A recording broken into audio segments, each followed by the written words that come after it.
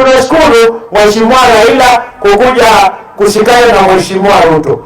Lakini pia tunaomba Mheshimiwa Raila awaambie watu wake wapunguze cheche za maneno. Tuko pamoja ndani ya hii serikali. Kwa hiyo tukivunja tunavunja pamoja. Tukisimama tunasimama pamoja. Kwa hiyo Mheshimiwa Raila, mimi najua wewe roho yako kabisa umeshikana na William Ruto. Lakini nataka niwaambie, tukiwa kwa damu hili tusikubali ama usikubali wengine wanitoboe tuzame tukiwa ndani. Hapana. Kwa hivyo hawa ni watoto wenu, ni viongozi wenu, ni members wenu, tumekuwa pamoja. Kwa hivyo Mheshimiwa Raila, kama tunavyojua, mimi nilikuwa namjua akisema left ni left. Hakuna mtu atakontradict.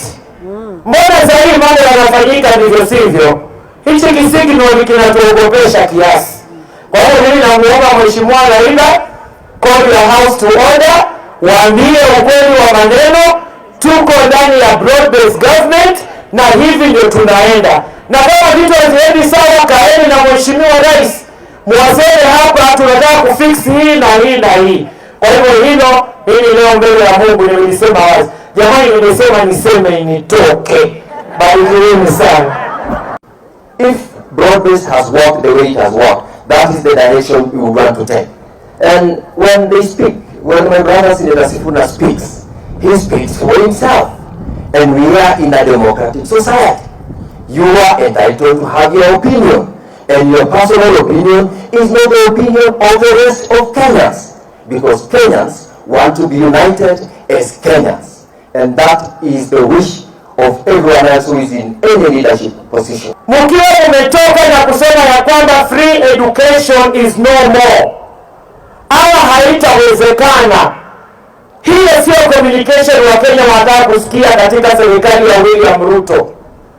Aliweka ahadi kwa Wakenya hawa na wengine tulikuwepo, na tukasikia vizuri akisema serikali yake watoto watasoma bure. Kwa hivyo tuwe makini tunapozungumza. Kama kuna any problem, kaeni huko behind the curtain, mzungumze mpaka mkitoka nje mjue mna communicate maneno ya kuwapea matumaini wananchi wa Kenya. Sio mkuje useme then mkiona nchi imeanza kucheuka na reaction ni mbaya ndio mnaanza kutafuta sababu ya kujieleza. Please, you have all the time uko ndani kupanga haya maneno.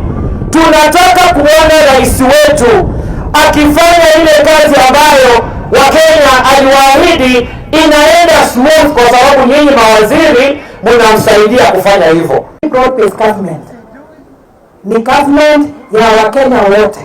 Raila amekuja ndani, William Ruto ameshikana, not for selfish gains, lakini ku make sure serikali yetu iendelee.